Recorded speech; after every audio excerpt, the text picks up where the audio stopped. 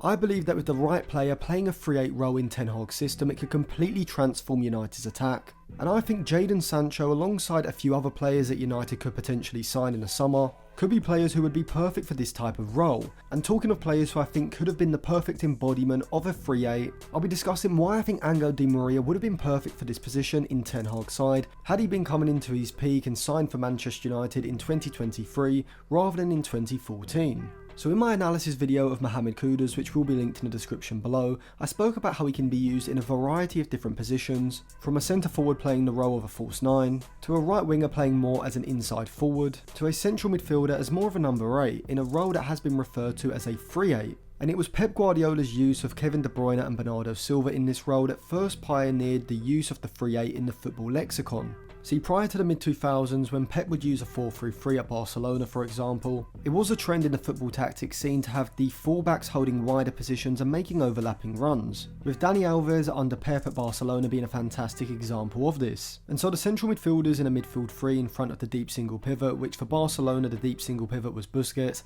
with Xavi and Iniesta sitting in front, would hold deeper orthodox central midfield positions, rather than the more advanced positions that we would see the likes of Kevin De Bruyne, Gundogan, Bernardo Silva and David Silva take up in Pep Guardiola's Centurion Manchester City side of 2017 to about 2020. And the reason why Pep was able to change up the way he used his central midfielders was because he first changed how he used his fullbacks. Instead of asking one or both of the fullbacks to advance down the flank, Pep first at Bayern Munich with David Alaba and Philipp Lahm, and then at Manchester City with Kyle Walker, Zinchenko and later Cancelo would ask his fullbacks to invert into central positions. And so with these deeper central positions being taken up by the fullbacks, providing defensive security centrally in case of a turnover, this allowed the two central midfielders ahead of the single pivot, which for City was two of Bernardo Silva, Kevin De Bruyne, David Silva or Gundogan, to push high up in behind the opposition's midfield and sit in the half space, where they could use their creative abilities higher up the pitch. And so this would give Guardiola's City a 2-3-5 shape in possession, which was actually a system derived back from the 1930s when Vittorio Pozzo was able to win back-to-back World Cups with the Italian national side in 1934 and 1938, using this 2-3-5 system which became known as the inverted pyramid, and would later be the inspiration for the WM system used by the Great Hungary side of the 1940s and 1950s. But the benefit of using either a WM or an inverted pyramid system in the modern game is that it can potentially allow you to get 5 elite level attackers on the pitch at the same time. If we go back to Ten Hag's United to show this, he could create that 2-3-5 shape in possession by having the two central midfielders ahead of Casemiro, let's just say Fernandes and Sancho for example, holding deeper positions, and have the two fullbacks push higher up the pitch into the front 5 and have the wingers come in filled into the half space. But this would mean that United have two fullbacks in the front 5, who just obviously aren't going to be as good in the final third in terms of their offensive output as two natural attacking wingers. And so by instead having the fullbacks retain deeper central positions, the wide attackers holding their width on the flanks, and the two central midfielders are what we're going to call 3-8s pushing up alongside the centre forward, you now have your 5 best defensive players in the deeper area of the pitch and your 5 best attacking players in the most advanced area of the pitch. And so this means that in Ten Hag's 4-3-3 system, rather than having to play someone like Fred or Sabitzer alongside Bruno Fernandes ahead of Casemiro, he can now play another more attacking player like Jadon Sancho alongside Bruno Fernandes ahead of Casemiro, using both of these as 3-8s, knowing that he has a defensive security of two inverted fullbacks behind them. And so you can imagine after United's takeover, over the next 2 or 3 transfer windows, by using the 3-8s in this 2-3-5 inverted pyramid system, this could give Ten Hag a frightening front 5. So if a centre forward was the only attacking player to be brought in this summer, you could potentially have a front 5 of Rashford and Antony on the flanks, with Jadon Sancho and Bruno Fernandes in behind Osimhen up front. But let's say that United do have a slightly bigger budget to bring in 4 or maybe 5 new players this summer, allowing them to sign players in what I think are the 3 main priority positions, which is a creative deeper lying midfielder,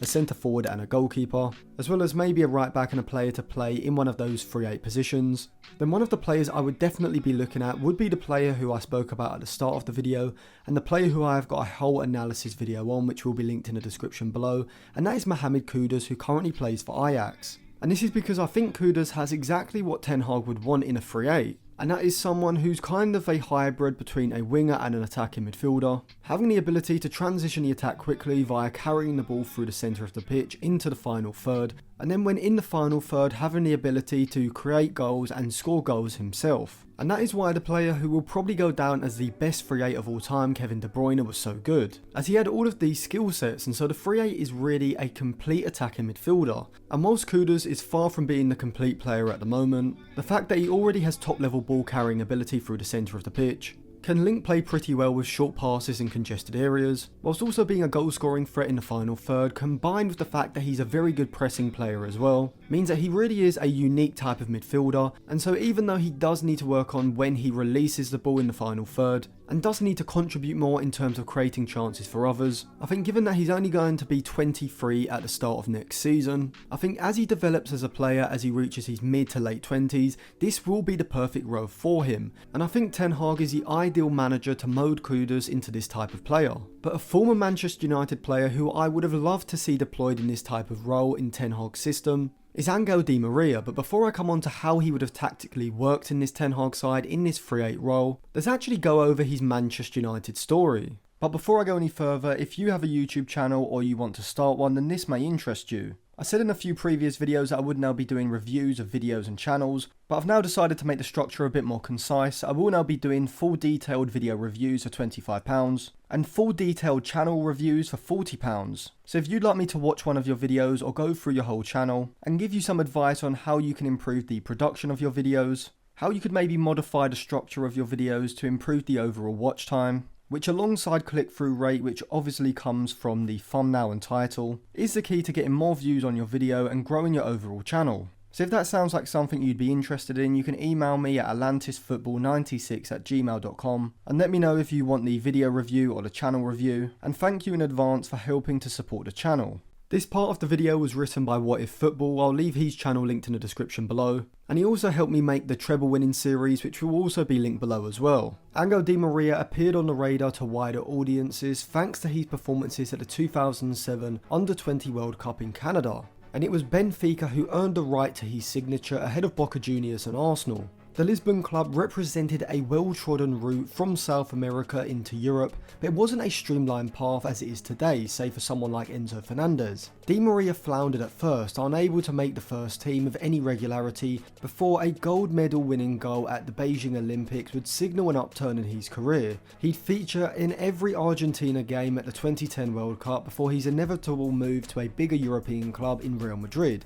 He'd form an incredible front four with Mesut Ozil, Karim Benzema and Cristiano Ronaldo under Jose Mourinho and then Carlo Ancelotti. Real Madrid at that point in time ran under a transfer strategy known as Zidane's and Pavon's, which is a term that marries the glamorous Galactico of Zidane and the underpaid La Fabrica graduate of Pavon, but Di Maria never really fitted either mould. He could play practically any position in the midfield, and when Gareth Bale came in for a world record fee in 2013, he would be moved to more of a central midfield role. He captured the assist that won the 2011 Copa del Rey and the La Liga title in 2012, as well as a Man of the Match award for the 2014 Champions League final. Revered in Madrid, Di Maria was soon left to sober up from the 2014 World Cup when he was replaced by Golden Boot winner James Rodriguez. Upon his 2014 sale to Manchester United, Di Maria would write, "Unfortunately I have to go, but I want to make things clear that it was never my desire, but my cycle at Real Madrid has come to an end." The Argentine made his way to Old Trafford for a club record £60 million, and he was a marquee signing, whilst the club also acquired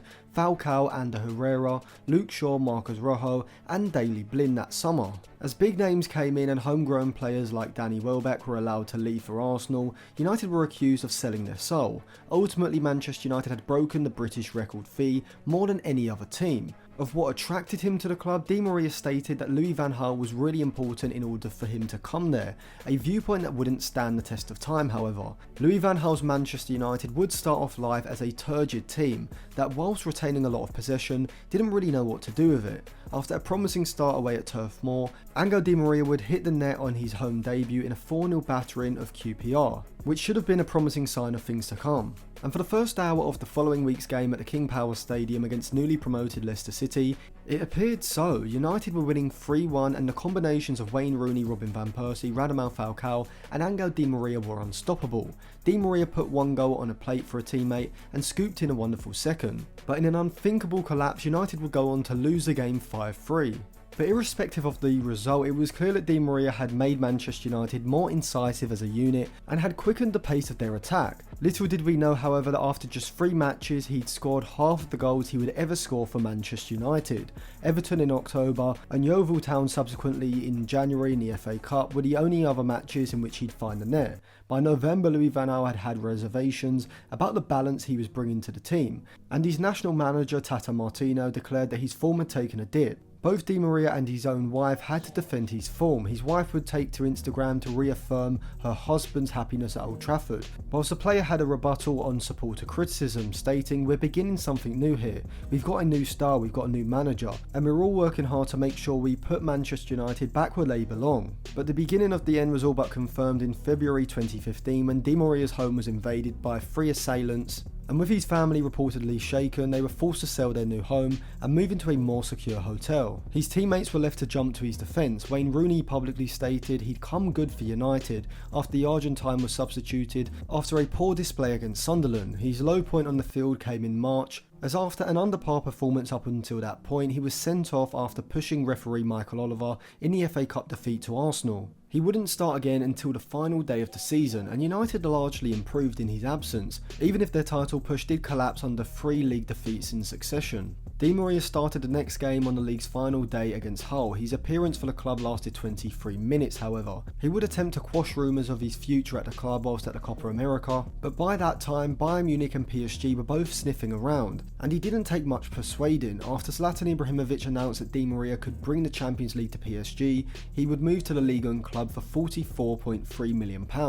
So what went wrong? Well, ultimately Di Maria was the right player at the wrong time. He fit the mould of a Sir Alex Ferguson, hard-working flair player to an absolute T. However, under the new regime of Ed Woodward, muddling through a transfer market blindfolded, and an array of different tactics from a different managerial regime, Di Maria stood no chance. He didn't balance the top-heavy Louis van Gaal team correctly, and perhaps if he was signed earlier on in the summer, he might have had the team built around him. Essentially, out of the chaotic mess that was Manchester United in the transfer market at that time, it really can only be said that Ander Herrera was a modicum of success in Louis van Gaal's time. In retrospect, Di Maria noted, "I'm aware things didn't work out as expected, and believe me, I feel sorry about that. But essentially the boiling point was Van Gaal. I didn't get on well with the coach," he said, "so I think the decision to join Paris was the best solution.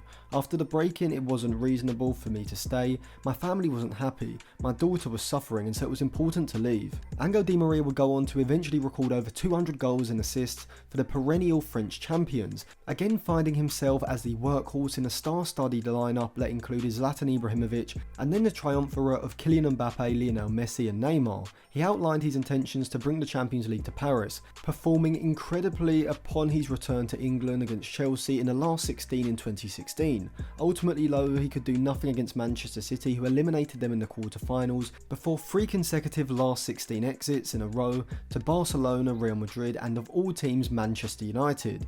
Although he would appear in another Champions League final, Di Maria, now aged 35, playing with Juventus in the Europa League, and will likely never add another Champions League title to his name. He will go down as an energetic, exciting player, but ultimately never the biggest Galactico. When he was in the mood, he could be the most determined player on the pitch, a provider of big moments, with the ability to chip in with a goal or an incisive final moment. He scored in massive finals for Argentina, performed similarly in clutch games for Real Madrid, but at Old Trafford, sadly, we didn't see that side of him.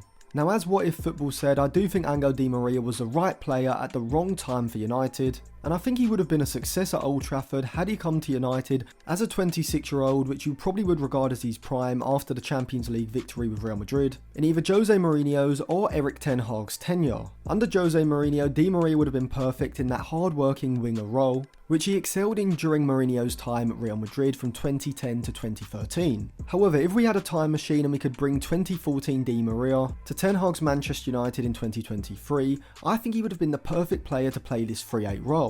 Because as I said earlier on, the ideal player to play as a 3-8 is a player who is a hybrid between a winger and an attacking midfielder. And what player in the modern era could you think of who's more of a hybrid between those two positions than Angel Di Maria? He would have been perfect to play in a midfield 3 alongside Casemiro and Bruno Fernandes, as he showed whilst playing this central midfield position under Ancelotti at the back end of the 2013-14 Champions League winning season, that he had the defensive discipline to fulfill this role in big games, and he would have also had the work rate and energy to contribute to Ten Hag's pressing system as well. But in possession he would have been incredible in this role, being able to receive the ball after a turnover and quickly drive the attack forward using his pace and ball carrying ability, exploiting the space in the opposition's midfield, carrying the ball forward, and when in the final third he had such a variety of creativity, being a world-class crosser from either the left or right, having the ability to see and pick out passes, whether this was a through ball, a long range pass, or an intricate threaded ball around the box, whilst also having the long range and shooting ability around the box to pick up goals himself. And so if you are trying to visualise what the perfect 3-8 would be in Ten Hag's system, think no further than Angel Di Maria. So thank you for watching. If you liked that video, check out some of my other videos which will be linked in the description below. Subscribe to the channel and click the bell so you do get notified when my videos come out. If you want a video or channel review, be sure to email me at the address below. Put your thoughts in the comment section, and you can follow me on Twitter and Instagram for more content as well.